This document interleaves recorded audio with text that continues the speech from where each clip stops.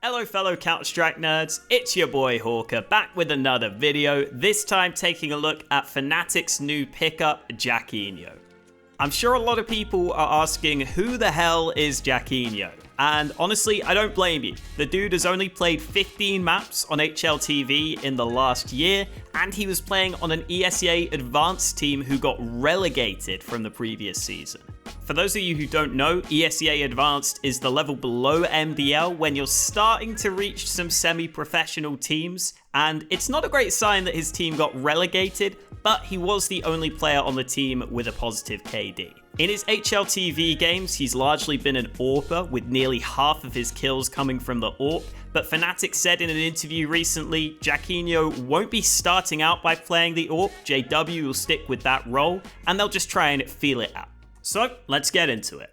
Starting with this pistol round, Jackinho already got a kill over at A long, and then he goes in first through the doors, lands a really nice shot here, and then makes sure that his teammates can just swing this last man for the trade.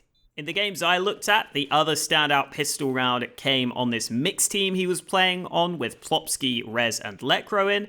And going in second here, he gets a really nice and quick trade to give his team access to the A bomb site. Then I love how he just jumps across to jungle, knowing he's going to be much harder to hit if he jumps in the air as the first man coming through. And he also makes sure he's never exposed from two different angles here. He just waits for the window peek, gets a free 1v1 that's favorable for him.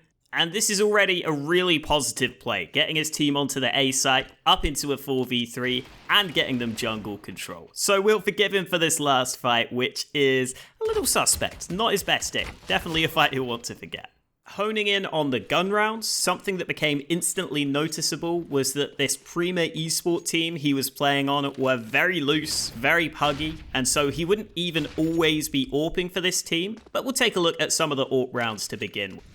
In this one, he uses his spawner nades to help control A long early before coming back towards this car position, which AWPers love to play. From here, we're going to get to see a glimpse of what I think was one of his biggest strengths, which is his nade knowledge and his willingness to quickly throw nades to help his teammates.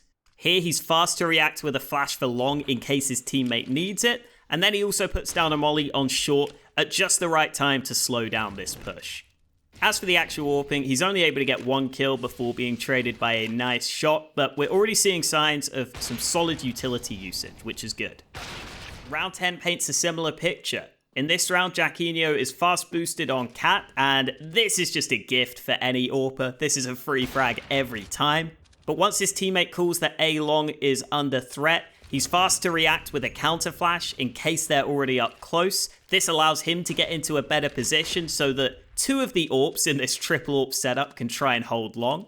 He does end up getting flashed off this angle, which puts him in a much more precarious position, but he decides to put down this defensive smoke and still gets another kill on the hold, which is again decent, but nothing exceptional yet.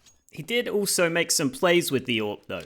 Here in round 29, he throws an Xbox smoke to begin with before running up mid, and this is more like the assertive type of play I want to see my AWPer making. Sure, he makes noise running through mid, which is obviously going to give the CTs a chance to hear him, but if you're faster than your opponent and you're confident with the gun, it doesn't matter. You can get picks like this, and Jackinho gets that early kill into CT in this round with a nice shot.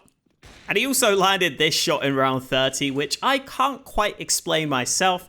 I definitely don't see this player behind the smoke, but hey, if he can get kills like this in round 30, that's always a good sign. But overall, in this game, his AWPing didn't feel oppressive. In fact, at times, some of his teammates were actually AWPing instead of him. So that's a good sign to suggest he may be able to transition into this rifle role on Fnatic.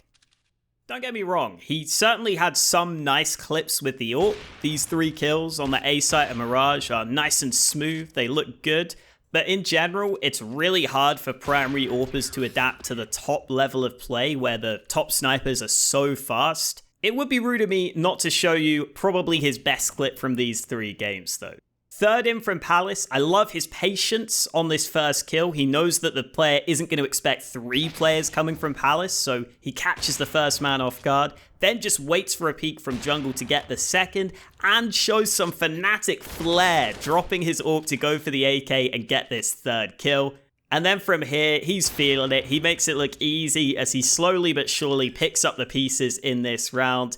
Very nice clip, even if he does just get peeked over and over again. But this is why I like him coming in for Flusher, because he will have the chance to secondary AWP sometimes if he's feeling it, which is definitely a positive. Moving into the rifling section of this video, the first thing that I really liked about Jackinho was just the amount of different nade lineups he showcased in these games. Just as a quick example, in the first 5 T rounds of Dust 2 alone, he showcased this fast Xbox smoke in the pistol round. Then he threw the further back lineup for the Xbox smoke in the next round. 2 rounds later, he threw the corner long smoke as well as some flashes to help his team take long. And then in round 20, I'm pretty sure he misses this molly close. That was the one thing he did wrong in these early rounds with his nades. But he knows the lineup for the A nades. And most of these nade lineups are pretty standard. But when I saw how loose and how scrimmy this team was, I was a bit worried he might not know his nades. But it definitely seems like a priority for him. As for his actual rifling and aim, he generally seems to be pretty reliant upon spraying to the body. In this round, for example, he gets behind the blue container, and I like how he just sits here and waits for the fights to come to him, realizing his teammates are going to be running out through the doors, so he just needs to be the man to trade. And he gets all 4 of these kills with solid sprays to the body, but if we're being picky, it might be nice to have 1 or 2 headshots in there. In the very next round, I like how heads up he is here. His team are down in a 4v5. They're setting up the B split. He realizes he's got to do something quickly to put this round in his team's favor. And even though he misses the first opportunity, he makes up for it with another spray to the body on this CT player. And this time a cleaner shot on the AWPer who was further away. Even if it doesn't lead to the round win, it's some good stuff. There were definitely some examples of this tendency to spray to the body being a bit of an issue for Jackinho. In this round, he knows exactly where this player is. He's just heard him shoot, but he whiffs his spray to begin with and doesn't end up connecting on a kill that you really need to be getting almost every time. This even showed up in some of the rounds where he was successful. Here in this round, he's really slow to kill on this first fight, and I think a top team might just have more players ready to peek out and ready to gang up on him here. As the round plays out, he generally does a decent job at just spraying to the body, which isn't the worst thing to do against pistol players who don't have Kevlar, but you are giving them the chance to land shots on you, and at the top level, oftentimes pros are going to take these chances. I might be being a bit nitpicky here though. Obviously he had rounds where he landed headshots. This one tap at mid is filthy. And we obviously do have top tier pro players who don't have to rely on their aim as much, who don't have to just headshot all the time. But it's harder for me to see if Jackinho is going to have that sort of positional awareness in these sorts of games. He seems pretty good in them, but these games are so loose, so puggy, and a fair bit away from what I'd expect to see in a top-level pro game. One thing I can say quite confidently is Jackinho definitely looks like a player who's focused on playing with his teammates. This round's a good example with the FAMAS. Pitta peeks from the A site into connector, and Jackinho is right there to follow through and gang up on this player in connector for the first kill. Then he's able to rotate back towards window, and even though there's no way of him peeking with his teammate here, he still makes sure to get the belated trade frag once he thinks the opponents aren't watching for the gap in this smoke. And finally, he showcases good awareness yet again, looks back to ladder room, and is ready for another fight to make sure his team stay on top in a round that was looking like it could have become precarious if he didn't get these kills. The last thing I really like about Jackinho's game is his ability to quickly react in moments of adversity or moments of chaos.